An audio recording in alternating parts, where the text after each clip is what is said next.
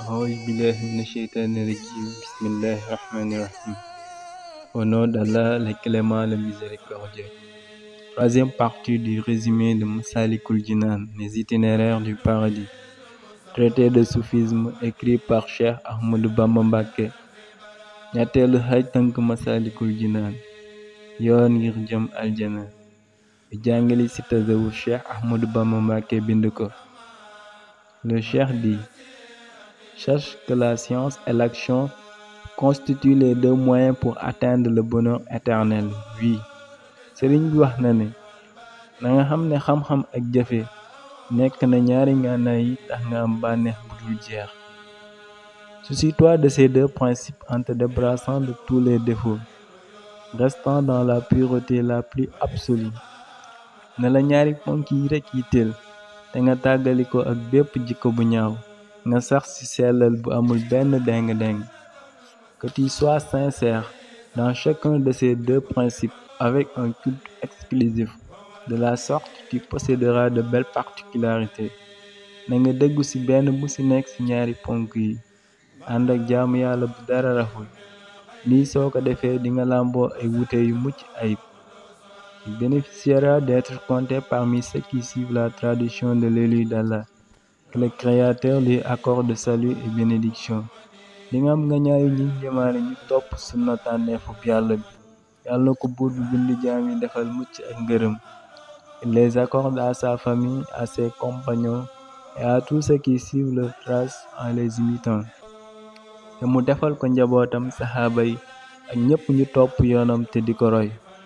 Efforce-toi d'accomplir habituellement les dures et bonnes actions avec vigueur et éloigne-toi de la paresse. na nga def sa kéemtalaay kàttan di aadawoo matal jëf yu baax yi te metti ànd ak xadar te nga sori tayal. Conduis-toi de la manière dont tu te serais conduit si tu savais que ta mort est très imminente. na nga doxalee ci anam bi nga naroon a doxalee bu la leeroon ni sa génn àdduna moom taxaw na. Si tu supportes ici, pendant un laps de temps, une quelconque peine dans la réalisation de ces deux principes, tu seras sauvé, mon cher, et tu te réjouiras éternellement demain dans le paradis du maître des cieux. soo déggoo fii ci diir bu gàtt metit bu mu mën a doon ci matal ñaari ponk yooyu, di nga am kaaraange saawaay te di nga am mbégte bu dul jeex ëllëg ci aljana boroom asamaan. Sache qu'une érudition accompagnée d'action constitue une illusion quand on est entaché de défauts, mais l'abandon de ces deux principes, science et action, sous la crainte des défauts ou avec manque de recueillement, le cœur non touché, font partie des illusions les plus dangereuses. na nga xam ne ab xam-xam bu ànd ak jëfe nekk na waru su fekkee danga làmboo ay jikko yu ñaaw, waaye nga bàyyi ñaari ponk yooyu di xam-xam ak jëfe ci ragal jikko yu ñaaw yi, wala nga ñàkk a teewlu maanaam sa xol tooyul, bokk na ci waru yu gën a wóoradi. L'ajournement du repentir pour crainte de récidive constitue un piège tendu à l'homme par Satan le rebelle qui se rebelle contre Allah. nga yéexee tuub ngir ragal dellu ci bàkkaar bi nga def nekk na ab ndëgg sërëx bi seytaane la nit. seytaane mi ñàkk kilifa féeteerlu ci kanamu sunu borom. Sache, frère, que la science est mieux que l'action, étant son fondement. Heureux est celui qui l'a acquise. xamal mbokk, xam-xam moo gën jëf mi nga xam ne mooy fondement bi, mbégte ñeel ne ki ko am. Mais cette science ne peut porter de fruits qu'avec l'application par la pratique. Essaie donc de réunir les deux, science et action. waaye xam-xam boobu mënula am ay meññeef dudul nga jëfee ko. na nga jéem a boole ñaar yépp, xam-xam ak jëfe.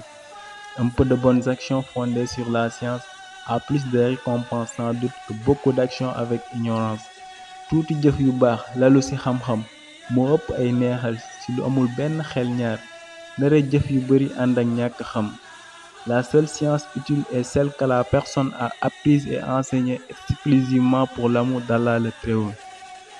xam-xam bi am njëriñ mooy bi nit ki jàng te jàngale ko ci lu dara raxul te cofeelu yàlla mu màgg mi rekk tax, mais non celle apprise pour des disputes et controverses, ni pour la gloire et le prestige ou autre vanité, waaye nekkul bi nit ki jàng ngir ay xuloo werante wala ay daraja ak puukaréew wala yeneen xeetu rëy rëylu.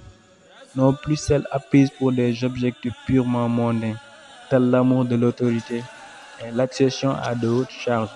nekkul it xam-xam bu nit ki jàng ngir ay naalu àdduna kese, ni ke bëgg nguur ak yegg ci ay dépenses yu kawe, ni celle apprise ayant pour but d'attirer les cœurs vers soi dans l'amour de ce bas monde. nekkul it biñ jàng mu am li ko tax a jóg te mooy xëcc xol yi ci sa bopp ngir bëgg àdduna kese. Nous allons nous en arrêter là, la suite dans une prochaine vidéo si Dieu le veut. Merci de liker, commenter, partager et surtout vous abonner pour ne pas manquer les nouvelles vidéos. Activez la cloche pour recevoir les notifications. ñoo ngi yem ak yéen fii di leen dig daje beneen yoon incha ngir yeggal téere bi ci beneen vidéo.